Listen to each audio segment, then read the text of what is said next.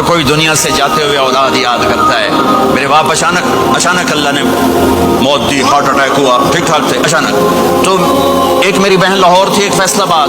تو میرے باپ آخر وقت تک کہتے رہے میری بیٹیاں تو بلا دو, اور میری دھیاں تو لے آؤ, میری دھیاں تو ملا دو, میری بچیاں تو ملا دو. اور یہ کہتے کہتے دنیا سے چلے گئے.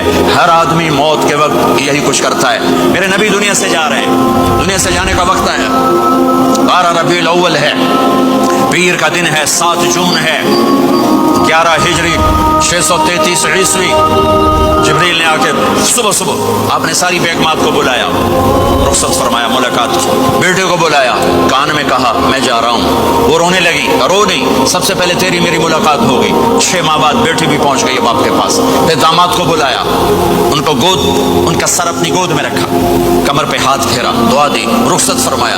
آخر میں اپنی آنکھوں کی ٹھنڈک کو بلایا. کون؟ حسن اور حسین. کہ میری آنکھوں کی ٹھنڈک حسن اور حسین, میرے جنت کے پھول حسن اور حسین. یوں لیا, اور ساتھی آنسو ٹپ ٹپ ٹپ ٹپ ٹپ ٹپ. بیویوں کو جدا کیا, آنسو نہیں. بیٹی کو جدا کیا, آنسو نہیں. داماد کو جدا کیا, آنسو نہیں. جب بچوں کو جدا کرنے لگے تو یوں آنسو.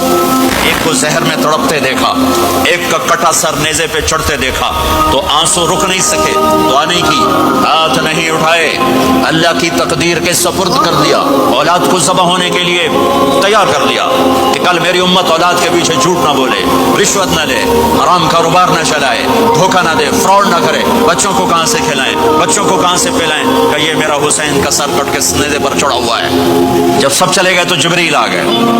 آپ نے فرمایا کیا ہوا؟ خاموش کھڑے تھے. کہ موت کا فرشتہ دروازے پر ہے, اندر آنے کی اجازت چاہتا ہے. اپنے نبی کا مقام دیکھو, موت بھی پوچھ کے آتی ہے. آپ نے کہا آ جائے, آپ کی اجازت پر ملک الموت اندر آئے. اسرائیل کا السلام علیکم یا رسول اللہ. کہنے لگا آپ پہلی ہستی ہیں, میں سلام کر رہا ہوں, میں نے کبھی کسی کو سلام نہیں کیا. کہنے لگا آپ پہلی ہستی ہیں, اللہ نے فرمایا تھا پوچھ کے اندر جانا, بن پوچھے نہ جانا. پھر کہنے لگے آپ پہلی ہستی ہیں, اللہ نے فرمایا آنا چاہیں تو لے آنا, رہنا چاہیں تو چھوڑ کے آ جانا. یہ وہ دربار رسالت ہے جہاں موت بھی پوچھ کے آتی ہے. آپ نے فرمایا میں اجازت دے دوں, میری جان نکالو گے؟ کہ جی نکالوں گا.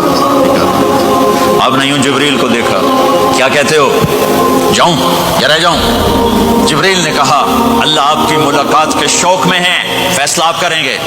ہاں یہ بات سنانا چاہتا تھا اگلی. آپ نے کہا اچھا جاؤ, پہلے اللہ سے پوچھ کے آؤ میرے بعد میری امت کے ساتھ کیا کریں گے, میرے بچوں کے ساتھ. یہ ساری مائیں میرے بچے میرے بچے میرے بچے میرے بچے.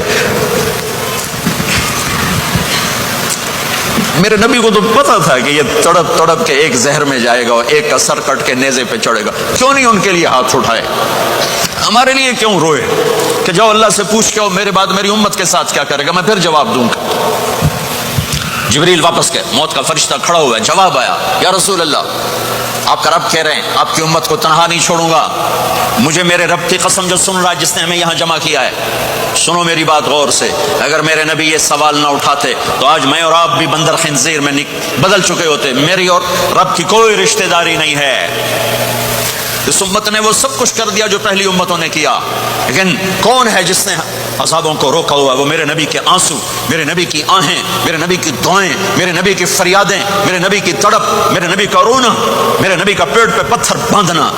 اس نے روک دیا. کوئی نبی جاتے ہوئے امت کے لیے نہیں رویا. واحد نبی ہیں جو جاتے ہوئے امت کے لیے روئے, میری امت میری امت میری امت.